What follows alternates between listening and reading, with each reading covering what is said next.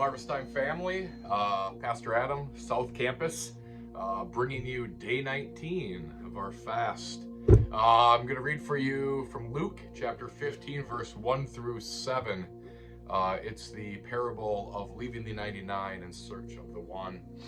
Now the tax collectors and sinners were all drawing near to hear Jesus, and the Pharisees and the scribes grumbled, saying, "This man receives sinners and eats with them." So he told them this parable. What man of you, having 100 sheep, if he has lost one of them, does not leave the 99 in the open country and go after the one that is lost until he finds it? And when he has found it, he lays it on his shoulder, rejoicing. And when he comes home, he calls together his friends and his neighbors, saying to them, "Rejoice with me, for I have found my sheep that was lost." Just so, I tell you, there will be more joy in heaven over one sinner who repents than over the 99 righteous person who need no repentance. Quick disclaimer, I think the shepherd is Jesus, but as Christians we're supposed to be like Jesus, and so we shall personify the shepherd, at least for the purposes of this morning, right? It's a familiar story, and we're halfway through the story, and I hope that your fast is going good. I hope that you're connected and that you're praying and that you're reading the Bible and that you're going, and God willing, you feel like you're in the green pasture, being fed by the shepherd Jesus. I pray that's your reality. But what does Jesus say in the midst of that? He doesn't say continue to enjoy the pasture, continue to stay here. He says, no, you need to leave. You need to go after the lost one. You need to go after the lost sheep.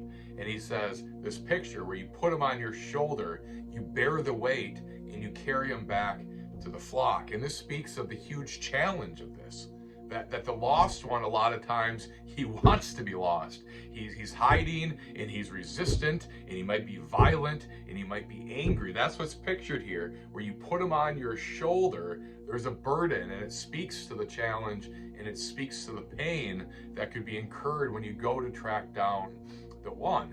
Like there's a cost. There's a reason why he's the lost one. There's a reason that no one else was able to bring him into the sheepfold, that no one was willing or no one was able to tolerate or put up with his or her issues or was able to forgive in that way. But that is what Jesus calls us to, because that's what Jesus himself has done. That's what Romans 5:8 says. God showed his love for us while we were yet sinners, that Christ died for us.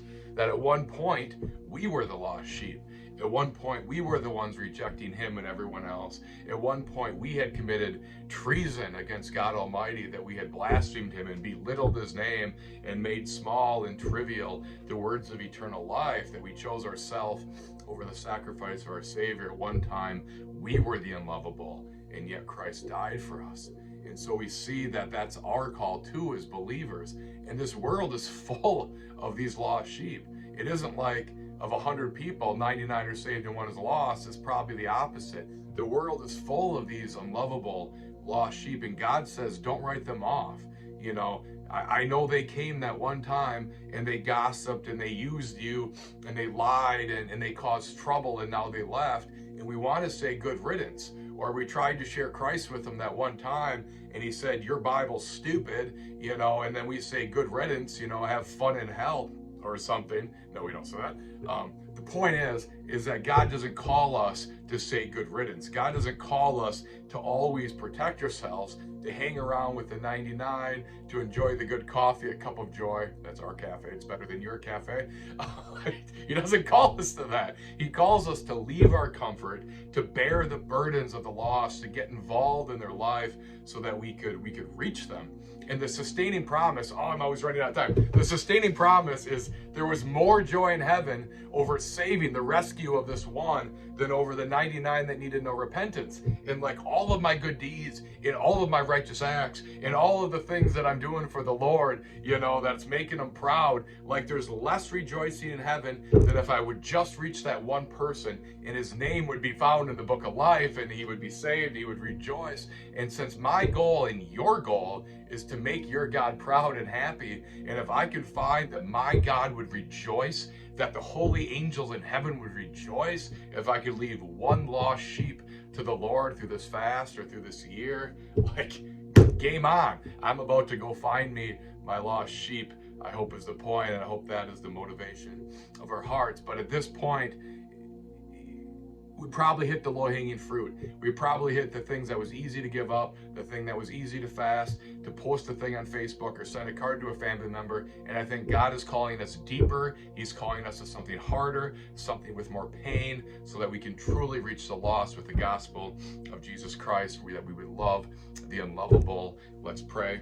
Heavenly Father, God, we just come to you in prayer, and we pray that this would be our hearts. And we don't just ask it generically, but Father, today I'm asking that you would show me the one person, that you would put the name of that man or that woman or the place of that man or woman is. Father God, that you'd reveal to me this lost sheep that you desire to call into your pasture, because your word says the sheep will hear your voice and they will come. And so Father, we pray that you would embolden us and empower us, and you would show us these sheep, that we would go and we would bear that burden just as you bore it for us. We love you in Jesus' name. Amen. Amen.